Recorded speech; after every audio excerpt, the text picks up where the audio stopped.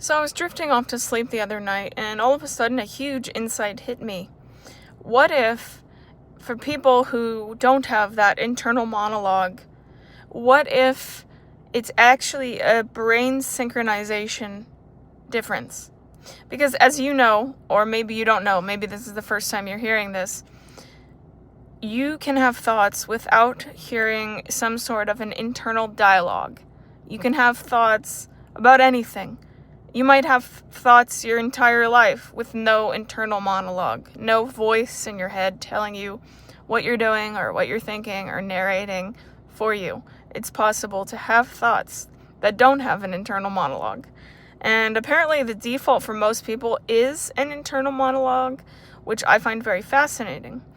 So what insight I came across was, what if that language itself is actually reflecting a greater synchronization with the rest of the brain?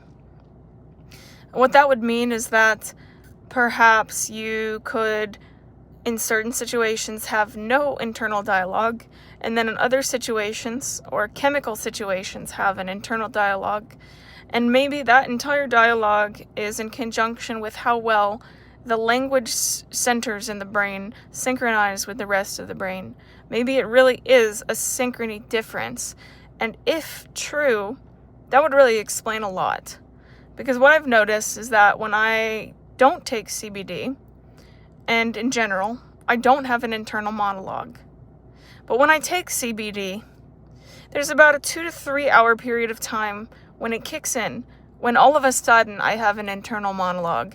And it's the strangest thing. I'm like, wait, that's my voice? Okay. Yeah, it's really weird. It's really weird. I'm not used to this. I'd love to hear from you, though. Have you tried CBD and not normally have an internal monologue? And did you observe that same effect from CBD? I'm talking 100% CBD isolate, not THC, because it will inverse a lot of that.